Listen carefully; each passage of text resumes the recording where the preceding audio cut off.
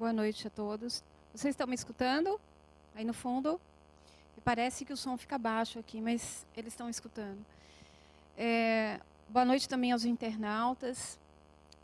O tema de hoje que nos foi solicitado é um tema, eu penso assim, que é um tema saboroso para mim. Porque tudo que diz respeito ao Mestre, tudo que diz respeito a Jesus, eu me encanto. Eu me encanto com a palavra Jesus. Porque é um caminho para mim seguro. É algo que me faz refletir profundamente sobre a vida. Tudo que ele fez, tudo que ele falou, tudo que foi descrito sobre ele, me encanta. Eu me emociono, gosto de ler. Seria, com certeza, uma grande estudiosa da teologia. Não foi esse caminho que segui o caminho da área da saúde, mas adoro ler o tema de teologia, o tema ligado à evangelização, ao evangelho, né, a boa nova. A gente vai falar um pouco disso hoje e acho que todos vamos estar à vontade porque Jesus toca o coração sempre, né? Todas as explicações dele, tudo o que ele deixou como legado, reverbera até hoje. Já passaram 2000 anos e tudo faz sentido, tudo faz sentido. E o tema Explicações do Mestre vem de um livro que eu amo de paixão. Todas as vezes que eu venho aqui, eu recomendo ele a vocês. Ele tinha aí na livraria. O nome do livro é Jesus no Lar, escrito por Francisco Cândido Xavier, pelo espírito Neio Lúcio. Aqui conta as passagens de Jesus na casa de Pedro, ou eventualmente na casa de outras pessoas, porque Jesus ele fazia o andamento, né? Ele pregava a palavra, ele dava boa nova, dava conselhos através das mini palestras. E ele, à noite, ele fazia o evangelho no lar, sempre na casa dos amigos e, em geral, na casa de Pedro. E esse livro vem contando desde a primeira vez que ele fez o evangelho no lar. Muito bonito. E o número 3 é exatamente a temática da explicação do mestre. E fiquei pensando, como eu sou professora também, né, eu sempre faço a relação da postura de Jesus em relação à pedagogia. O quanto, para mim, ele representa um grande educador. Porque ele era simples, né? E penso que um educador ele tem que tocar. Ele busca facilitar o caminho das pessoas, não que ele tenha poder e daqui sai todo o poder possível e as outras pessoas têm que entender e aceitar o que vem. Ele não era assim. Ele era um educador nato. Ele, primeira coisa, ele acolhia as pessoas. A forma como ele explicava sempre era de um olhar magnético pelo amor. Então, era gostoso, era bom estar do lado de Jesus, era seguro, né?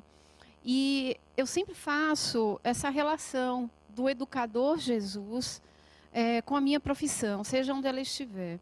E todas as vezes que eu estou aqui, que eu divido com vocês um pouco daquilo que a gente lê, que a gente estuda, para poder a gente refletir juntos, eu lembro dele também, como o que ele pretende, o que ele pretendia com essa temática, o que ele pretendia com essa história. Então a história começa assim. Ele estava na casa de Pedro, e lá, como vários amigos, e boa parte dos amigos eram os discípulos, né? Existia um ou outro que não era o discípulo direto, mas sempre eram bem-vindos.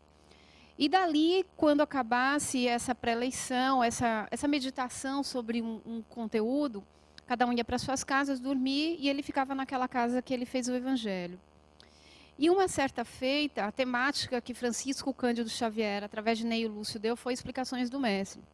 Eles estavam nessa casa e estavam todos muito meditativos. E existia um casal lá que era o casal Benjamin e Sara. Benjamin era um criador de cabras muito famoso e conhecido da época.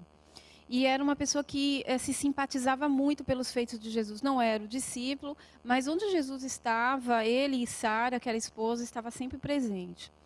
Em um determinado momento, Jesus havia percebido que Sara estava muito reflexiva sobre as coisas que ele estava falando, que ele estava meditando, e tinha vindo uma ideia na cabeça dela que é algo que angustiava, que era a interpretação sobre o reino dos céus, reino de Deus, como cada um deseja interpretar. Mas assim, como alcançar esse reino? Que toda hora, o tempo todo se fala. E ela se sentia assim triste, porque ela não conseguia fazer essa interpretação, ela não compreendia, ela não conseguia sentir para poder realizar. E Jesus captou isso imediatamente, porque ele era uma pessoa muito sensível e observadora. Por isso que digo que sempre a gente pode aprender com ele, porque esse era um papel que ele fazia sempre. Ele podia chegar com quem fosse. Ele era muito sensível à dor do outro. Ele era muito sensível a perceber o que o outro estava precisando. Ele percebia o que o outro tinha, mas ele ia muito mais à frente e ajudar aquele que necessitava. E naquele momento, Sara estava angustiada, porque ela estava refletindo, ela não havia comentado nada, mas estava refletindo sobre como atingir o reino dos céus. E ele sempre buscava, nessas percepções dele, o que as pessoas necessitavam, pegava e desenvolvia um tema. E ele falou, pronto, pensou, pronto, esse é o tema, reino dos céus, como adquirir. E aí ele falou que te angustia, o que te deixa angustiado, Sara? Angustiada. E ela disse assim, eu fico a pensar o tempo todo sobre o reino, como atingir o reino dos céus, que todos falam. Parece ser tão simples, porque quem fala parece ser simples, né? Às vezes a gente, no nosso jeito, acaba agraciando e tornando as pessoas, e parece ser fácil mesmo falar, mas fazer não é uma coisa fácil. Porque para fazer é preciso ter reflexão profunda, é preciso arcar e retomar as suas experiências de vida, as experiências dos outros, e ver o que te adequa, o que é importante para você, para aquelas pessoas que estão do seu lado, sem te violentar, sem violentar o outro. Então, desenvolver valores e trabalhar a ética desse nosso Jesus não é tão fácil, agora é possível. É possível a partir do momento que desejamos. E partindo disso, nessa angústia dela, ela querendo entender, ele falou assim, ele disse assim, mas o que te aflige mais? Aí ela falou assim, olha, eu sou uma pessoa que não sei desculpar ainda. Eu sou uma pessoa tão egoísta, tão ciumenta. Eu sou uma pessoa que ainda fico atrás do que é melhor para mim. E sei que não é assim. Atingir o reino dos céus não é por aí. Eu sei que esse não é o caminho. Mas eu sou como muitos. Eu sou, aliás, como a maioria. Eu não sei desculpar, eu sou ciumenta, sou vaidosa. Estou com meu pé lá atrás ainda. Tenho muitos defeitos. E acabo me culpando por isso. E ele, com um olhar tão singelo e tão amoroso, quase dizendo assim, não fica assim, porque isso faz parte do processo do teu conhecimento. Teu espírito vai entender um dia como resolver isso e como praticar isso. Mas, como ele estava pensando sobre isso, ele, para induzi-los a pensar realmente sobre o que ele estava pensando, ele fez a seguinte pergunta: Sara, qual é a obra fundamental dessa casa, da sua casa? Para que as coisas sejam mantidas, a saúde, a alimentação, o que fundamentalmente precisa ser feito? Ora, Senhor, nós somos criadores de cabra. E precisamos cuidar bem dessas cabras, porque o leite é de benefício para o nosso sustento e para vender se precisar.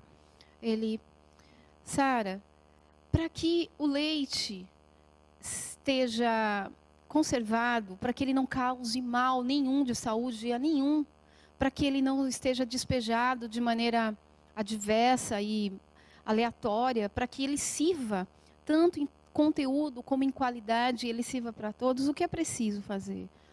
Aí ela automaticamente disse assim, Senhor, para que esse leite esteja bom, para que todos nós possamos usar, é preciso que o vaso, ou seja, o que nós chamamos de leiteira hoje, para que ele fique aqui, é preciso que essa leiteira, esse vaso esteja limpo.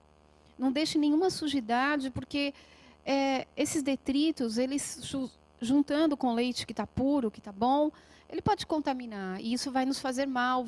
De repente, vamos perder todos os litros, né? Todo o líquido que aqui estava nesse vaso. Aí ele disse, pois é assim a vida.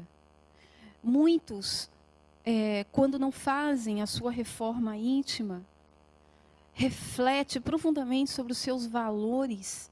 E não é você olhando o meu, é você olhando o seu profundamente. Se você não percebe, isso te cega, Com o tempo, você vai misturando esses detritos com esse conhecimento que está te chegando a todo momento. E aí, isso atrapalha, isso suja o conhecimento. E isso cega. Você não consegue ler esse conhecimento, você não consegue absorvê-lo, você não consegue utilizar no momento que você precisa. Então, pergunta-se, para que esse conhecimento que tanto chega a você e você não está aproveitando, porque permite que essa sujeira tão íntima, tão profunda, que você não quer ver, que você não quer limpar o vaso, te permita sujar desse conhecimento que você está abrasando. E ela, pensando assim, muito de uma maneira meditativa, concordando e pensando o quanto era difícil fazer isso.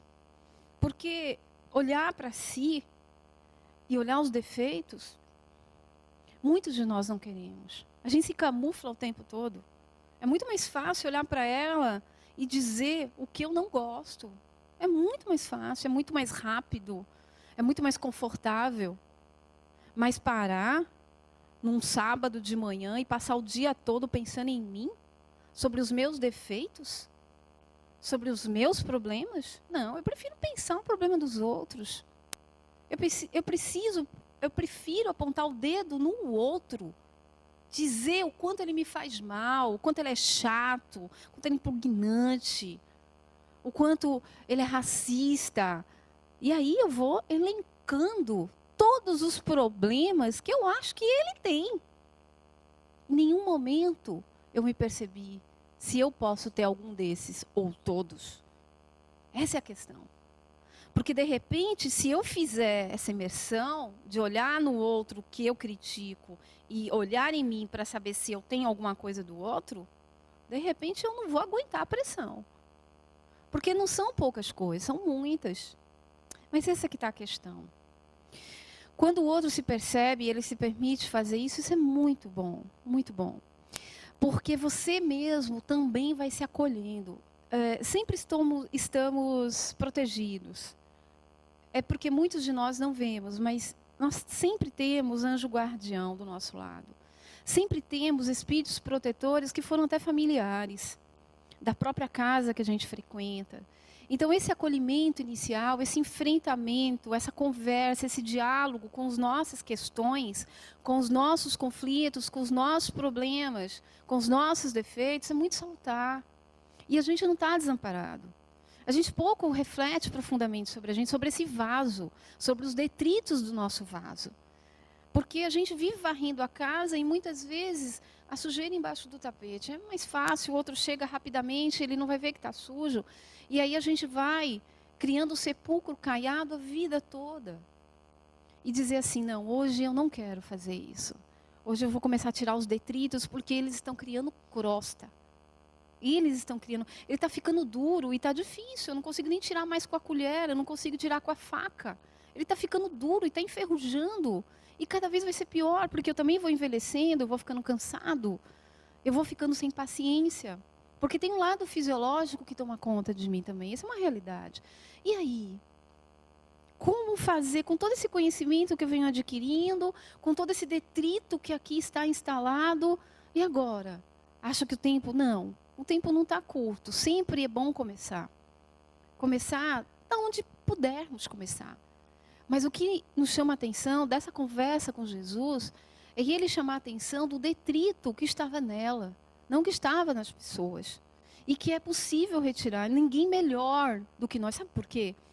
Porque esse detrito a gente bem sabe onde dói. Onde que ele está instalado. E muitos de nós percebemos que somos mais egoístas do que vaidosos, mais orgulhosos do que egoístas, ou um pouco de tudo, impaciente, irresponsável, não somos solidários. E aí as coisas vão aparecendo, ou somos mais solidários do que pacientes. E aí a gente vai se entendendo, porque são esses os valores que vamos levar ao túmulo, não são outros. Repare, são esses. São esses que o Espírito vai levar. É com Ele que você vai se ver. É você e todos os valores que foram construídos. Ih, Sandra, e eu mesmo posso refletir, Jesus, não construí tantos, não construí nenhum, só construí um. Tem problema, você volta e vai continuar construindo os outros, porque vai te fazer bem. Vai te fazer muito bem. Quando você aprende a se conhecer, se limpar, e vai adquirindo esse conhecimento das reencarnações, você vai aproveitando muito mais o tempo do Espírito. Você vai se tornando mais alegre, porque você vai descobrindo que é bom também dividir com o outro aquilo que você conheceu. E lá pelas tantas, Jesus, nesse olhar, nessa reflexão, ela foi entendendo o que era uma verdade. De que ele tinha razão. E ele disse assim, Sara, um orvalho no lírio, uma gota d'água no lírio, esse orvalho, você olhar, é um diamante, aquilo brilha. Repare se não é, gente. Uma gota num lírio, num dia de chuva, parado ali, ela chega a brilhar, é um orvalho diamante. Mas se essa gota, ela cai numa terra, num chão de terra, ela vai virar um diamante lamacento. Como tirar aquela sujidade dali? Ela não vai mais estar brilhante. Ela não vai estar mais como um diamante. Pensemos sobre isso. De como nós podemos utilizar esses ensinamentos de Jesus através dessas parábolas, desse processo. E, paralelo a isso, eu queria refletir umas coisas que eu trouxe para vocês, que eu gosto muito e acho que vai servir para todos nós. A pedagogia de Jesus é nada mais, nada menos que a pedagogia da humanidade, porque ele foi um pedagogo da humanidade. E ele nos trouxe princípios que não são rasteiros. Princípio é o que principia, é o que começa, é o que inicia, que são eternos. Esses princípios que a gente vai colocar aqui, eles são eternos, repare. Primeiro, alicerçar no valor da pessoa humana. Nós somos humanos. Que valor nós estamos alicerçando em nós? Pense sobre isso. Veja a idade que você tem e veja esses valores que você já andou adquirindo, ou que já adquiriu e não dividiu, não repassou. Porque a questão é como nós vamos repassar e para quem, e de que maneira e quando. 2, toda aprendizagem se dá no tempo e ela é cumulativa. As reencarnações estão acumulando informações. Aos poucos, vai acumulando, mas não deixa ela engrossar. Saiba utilizar isso como aprendizado seu e para as pessoas. Eu não sei o que foi que você aprendeu hoje, por exemplo. Mas hoje, se você teve uma visão, se você teve alguma coisa que você assistiu na televisão, que você falou com alguém, que você passou no seu trabalho, ou que você está aqui vindo buscar, de qualquer forma, isso acumula em você, quando ele tem um valor. Quando não tem, isso passa, vai ser derrubado. Ele não se sustenta. O que você vai levar é isso que está acumulando, que tem valor. Então, vamos aprender a saber dividir, a saber valorizar e trazer isso para a gente. Um outro é, o processo de ensino-aprendizagem tem como fonte o indivíduo e sua situação histórico-cultural. Olha para a história de vida da sua família. Olha a cultura que você está imerso. Olha as coisas que você anda adquirindo de informação. Faz um cadinho disso, uma sopa. Tira daí o que te sustenta. É preciso você fazer isso. Porque nem tudo hoje se adapta mais. Vocês concordam comigo? Nem tudo. Algumas coisas, porque nós estamos nos renovando.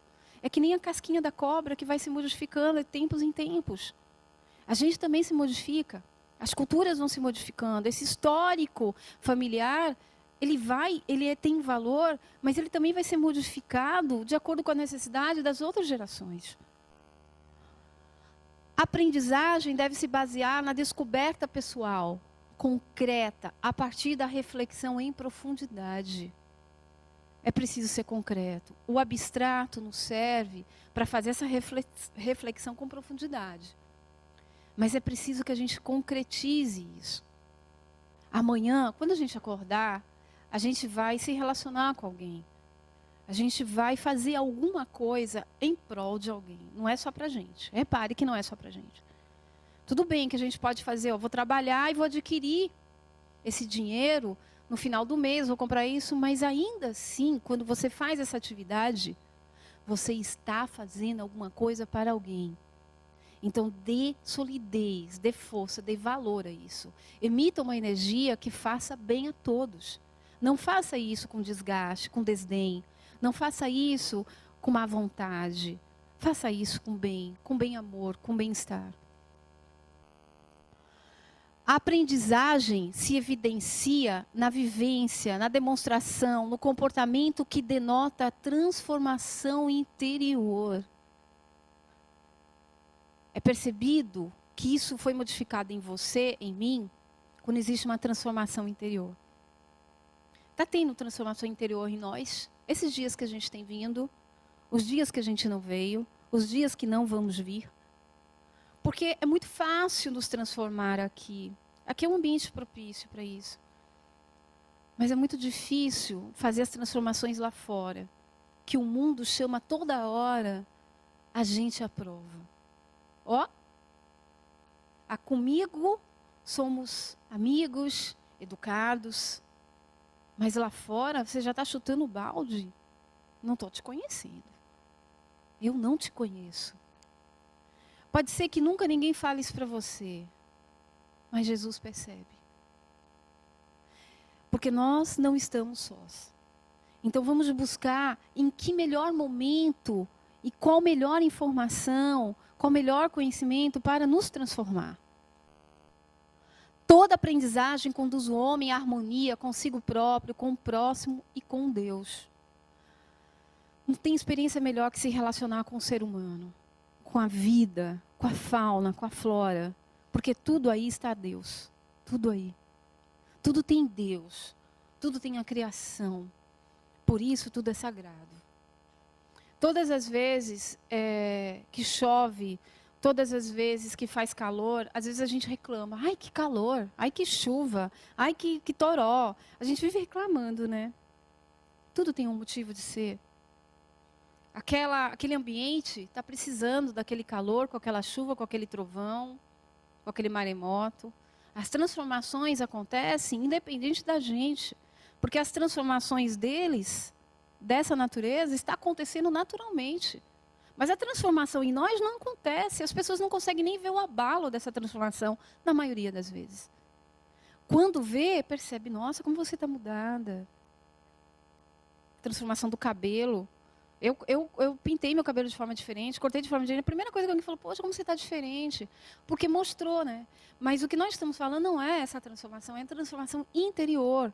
É aquela que primeiro tem que abalar você. O tsunami interno, né? É no próprio aprendiz que encontramos o feedback sobre a sua aprendizagem. Eu acho que essa é a fonte mais rica que o Pai nos deu, que foi o nosso semelhante. Quando eu olho para o semelhante, quando vocês olharem para ele, que você identificar um defeito, olhe para você. É esse defeito que te incomoda, porque é ele que muitas vezes você o faz. Muitas vezes. Escondido, de maneira oculta, de maneira camuflada, que nem você percebe. E aí, às vezes, as pessoas falam assim para a gente, você está meio assim. E a gente logo fica inquieto, porque ser avaliado é horrível. A gente não gosta que as pessoas metam o bedelho em nós, na nossa vida, na nossa semana. A gente não gosta de ser criticado. É muito mais fácil criticar o outro. Né? Mas, às vezes, é aquilo que está tanto nos incomodando, é aquilo que a gente anda cultuando às escondidas. E o outro percebe. E a gente é um espelho. Quando a gente olha para o outro, é porque a gente está se espelhando. O outro sempre é o nosso espelho. Então, quando a gente está com o outro e a gente não se incomoda, mas a gente apenas ama, a gente está indo no caminho certo. Percebe? Mas isso é um exercício longo. As encarnações são para isso, né? Toda aprendizagem necessariamente possui momentos de avaliação. Hoje é um dia. O momento de estarmos aqui é o momento de nos avaliarmos. A hora que a gente entrar lá dentro, a gente vai tomar um passe. Muitos espíritos que vieram conosco vão ser doutrinados. Vão meditar também, como nós estamos meditando aqui. É preciso que paramos algum dia na semana, ou todo dia, 1 hora. Eu não sei que momento para cada um de vocês, mas é preciso. É preciso fazer essa conversa, como Jesus fez com Sara, Benjamim, todo o grupo de amigos que ele tinha, que Jesus tinha muitos amigos, fazer isso em nossa casa. Evangelho no lar, 1 vez por semana, no melhor horário. Eu não sei que hora cada um pode fazer, mas não deixem de fazer. Porque vocês vão cultuar amigos espirituais, amigos que são reencarnados, que são nossos familiares, ou outros que ali estiverem. E cada um vai dar uma ideia, vai dar motivação. Porque às vezes a gente acaba colocando uma coisa que não está nos fazendo bem, que está engasgado. Que às vezes é com o próprio marido. Mas filho, hoje, não acho que você se conduziu de uma maneira legal. Como muitas vezes no Evangelho, minha filha fala: mãe, por que você falou isso hoje? Poxa, eu sou exemplo, ela está certa. E hoje eu pedi desculpa à minha filha. Hoje eu falei uma coisa para ela na escola que ela não queria. Ela falou: mãe, você não fala. Mas sabe quando a mãe quer ajudar e acha que falando vai ajudar? Pois é, não aconteceu isso. Na hora que eu falei para a professora que eu achei que ia ajudar, ela olhou para mim, coitadinha, morrendo de vergonha. Entrou, quando foi 12:00 que eu fui buscá-la, primeira coisa que eu fiz: filha, eu quero te pedir desculpa. Ela nem lembrava. Desculpa de quê, minha mãe? Você se lembra que você falou que era não para falar? Eu achei que ia te ajudar e me precipitei. Você me desculpa, porque eu acho que realmente você estava correta. Aí ela: tá bom, mamãe. A gente vai criando amigos, a gente vai compreendendo, vai respeitando o espaço do outro, independente da idade, da raça, né? Do parentesco. Porque são espíritos amigos. Antes disso, somos espíritos amigos. O erro é uma parte do processo de aprendizagem e deve ser transformado em estímulo e crescimento. A gente vai chorar quando a gente erra, quando o outro erra com a gente, quando a dor dói mesmo, quando a gente tropica, quando o obstáculo é enorme. Mas, gente, ele tem que servir de estímulo. Tem, ele precisa. E eu vou fazer uma comparação que, para mim, é um grande exemplo. Eu fico imaginando nas guerras civis que, por exemplo, da Síria, do Iraque, das coisas que estão acontecendo naqueles lugares tão longe para a gente hoje, aquelas mães, aquelas mulheres que os maridos foram mortos e elas estão fugindo com os filhos e não tem comida, elas não aguentam andar tanto naquele calor, ou naquele frio, ou naquele sol, de fome, de cansaço físico. E fico imaginando o que faz elas avançarem. Nada mais, nada menos que os filhos. Pensem nisso. O que nos faz avançar? Isso é muito profundo. Nada tem que temer. A gente não deve parar aqui, a gente não deve desistir.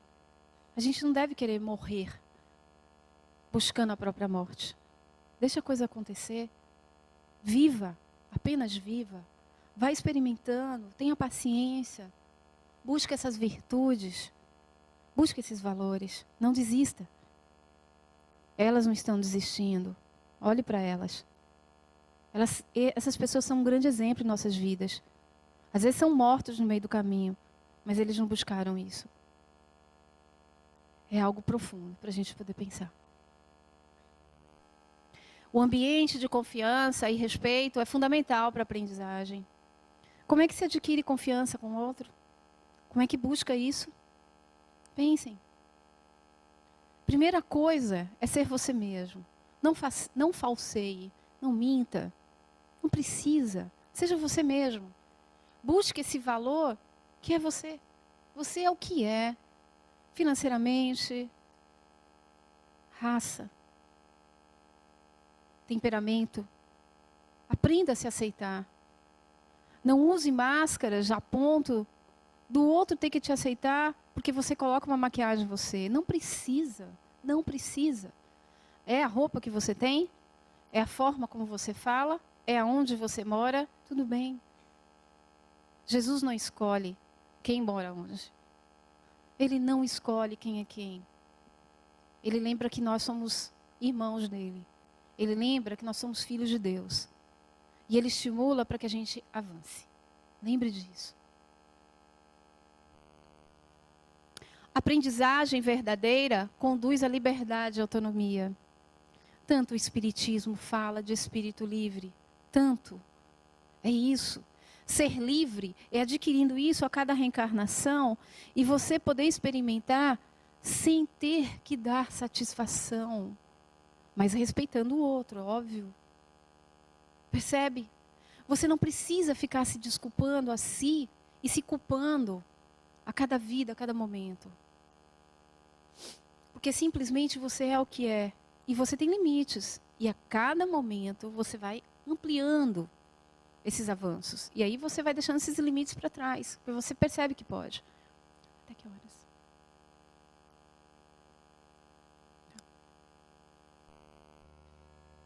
A coerência... Voltei, peraí. A coerência e o modo de ser do mestre são igualmente elementos favorecedores da aprendizagem.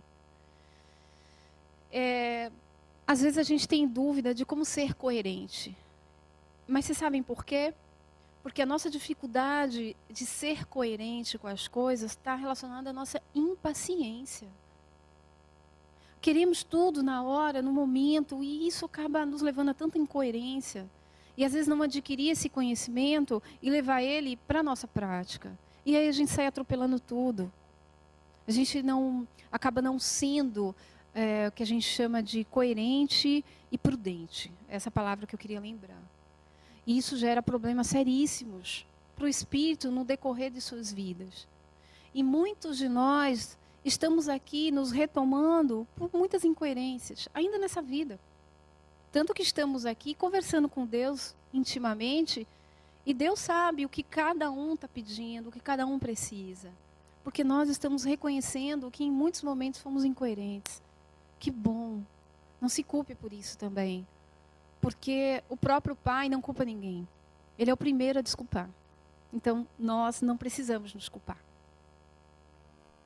O mestre é um aprendiz completo. E o aprendiz é um mestre em potencial. Cada momento que eu vou tirando esses detritos e vou adquirindo os conhecimentos, eu vou me tornando o mestre desse conhecimento. Esse é o poder. Por isso que ele disse, vós sois deuses. Qual o poder que você tem hoje? Eu gosto muito, muito. Eu amo fazer o que eu estou fazendo aqui agora. Eu venho de coração aberto. Eu adoro falar. Eu sou professora porque gosto de ser professora. Eu gosto de dividir qualquer coisa que eu reflito. E isso me torna um pouco desse mestre. Existem pessoas aqui que são engenheiros, que são médicos, que também são professores, que são apenas domésticos, que são jardineiros, tantas outras coisas, recepcionistas, trabalham em escritório, são advogados. Todos vocês também são mestres nisso que vocês fazem. Mas fico pensando também no poder que o mestre tem e por que ele é chamado de mestre. E aí eu percebo que o mestre que me chamam e que muitas vezes as pessoas chamam não é bem assim. Porque na prática, o mestre, ele faz em sua verdade o tempo todo, ele nunca titubeia. E ainda somos tão limitados, às vezes a gente escorrega, né? E eu percebo que esse mestre também não é tanto assim. A gente vai aprendendo a ser mestre a cada reencarnação. Mas os conhecimentos não podem ser jogados fora. Eles precisam guardar, e no momento que você precisar, usa ele novamente. Toda aprendizagem significativa é aquisição para o espírito imortal. Somos imortais, então isso que a gente está aprendendo não vai ser jogado fora. E na hora que a gente desencarnar, seja dentro de um caixão, seja nas cinzas, que nós vamos levar são esses conhecimentos. São essas aprendizagens significativas. O que significou? Porque às vezes a gente aprende, mas não é significativo, né? Não valeu muito, a gente nem lembra que aprendeu. Mas aquilo que se aprendeu que fica é significativo para aquele momento do espírito. Olha, Jesus fazia as preleções, ele explicava, ele fazia as narrativas. Aí tem alguns exemplos do que ele fazia, né? Ele também usava técnicas de conversação. Ele era um homem muito observador. Ele fazia ilustrações. Eu gosto muito dessa. Olhar os lírios do campo. Né? Veja os pássaros que ali estão. Ninguém dá comida a eles. Eles mesmos vão buscar a comida e continuam e sobrevivem, né? Aprendem a lidar com o que têm. Ele também fazia perguntas. Ele era ótimo nisso, né? Quando ele falou para Sara, Sara, qual é a obra fundamental da tua casa? O que te sustenta teus filhos, tua família? Quando ela disse, são as cabras e o leite dessa cabra nos sustenta, né? Através das perguntas ele também educava. Do debate, da exemplificação. Mais do que tudo, né? Ele saía exemplificando, fazia muito mais do que falava. Então, esses princípios norteadores geram as grandes oportunidades e as grandes condições que ele oferece para a gente. Que ele disponibiliza para que a gente possa estar pensando. Eu não sei quais hoje são as suas oportunidades, as suas possibilidades de crescimento. Mas sempre tem. E tem uma que é uma via maior, aquela que pulsa, aquela que você percebe, poxa, por aqui eu vou conseguir andar um pouco mais rápido. E escolha se isso te faz bem, te dá segurança, porém não vai causar mal nenhum. Porque esse é o caminho. Se aquilo que você faz ainda causa mal para você, te violenta, ou violenta o outro, seja verbal, seja fisicamente, não vai. Reflete. Pensa, porque daí você não vai tirar nenhuma aprendizagem significativa. Isso não vai ser bom. Como é que a gente sabe? Pensando. O momento do instinto de fazer as coisas sem pensar já passou. Foi o momento dos canibais, foi o momento dos homens primitivos. A gente já passou isso. Estamos no 3º milênio, não é isso que falamos? Com a tecnologia de ponta. Hoje conseguimos colocar um chip num carro, saber onde ele está, num cachorro, e saber onde ele está quando ele se perdeu, no próprio homem. Podemos colocar chip nos presos, para que eles não fujam. Olha que coisa louca. Onde é que nós estamos? Mas são as oportunidades que estão nos chegando. Qual que é mais fácil e melhor para mim agora? Porque às vezes eu decido que é mais fácil é aquela que está no último andar. Mas ao subir a escada eu descubro que eu tenho medo. Aí eu recuando de novo. Então o caminho ali foi o mais longo, seria o melhor, mas não foi o adequado para mim naquele momento, porque o medo eu ainda não consigo enfrentar. Como enfrentar o medo, então? Aí eu vou, trabalho isso, pergunto, leio, questiono, medito, peço ajuda. Percebe? Quais são as questões que estão encalacrando o nosso desenvolver? Porque é isso que o mestre chamava de detrito. São esses obstáculos. Isso atrapalha, porque às vezes o medo é tão grande. Eu dou um exemplo de medo porque é o que me veio aqui agora. Mas às vezes o medo da gente é tão grande que a gente não consegue fazer as coisas. A gente não consegue ler, a gente não consegue estudar, a gente não consegue trabalhar, a gente não consegue levantar, a gente não consegue ajudar, a gente não consegue comer. E aí a gente para no tempo. Então, esse é o momento de se dedicar a ele, de conversar, puxar uma cadeira, falar sozinho, que a gente não está sozinho, na verdade, né? Sempre tem uns espíritos que estão nos acompanhando. Mas falar com Jesus, olha, seguinte, eu estou com medo, não sei de onde está vindo, não sei o que é isso. E vai, e joga, e fala, depois busca ajuda para quem pode te ajudar, se for preciso, né? Converse com as pessoas que você tem confiança e vai tirando esses detritos. Mas para você saber onde eles estão, para você saber como tirá-los, é preciso você pensar sobre você. Porque o outro, ele vai ficar botando o dedo na nossa vida, vai dizer os defeitos, mas ele não vai tirar. Quem tira é a gente, entendeu? É a gente que vai ter essa coragem, porque a gente tem muito medo, às vezes, da dor. O outro colocar a mão na gente para tirar, isso de repente a gente tem até medo mesmo de sentir essa dor, porque vai nos machucar muito. Porque às vezes expõe a gente. É melhor a gente fazer isso. Muitas vezes o outro desperta, pronto. Ligou o despertar, agora a gente faz. Por isso que isso nos faz diferente dos animais, queridos. Porque a gente pensa, a gente raciocina, a gente reflete. A gente tem essa possibilidade, a gente tem esse poder de fazer essa diferença.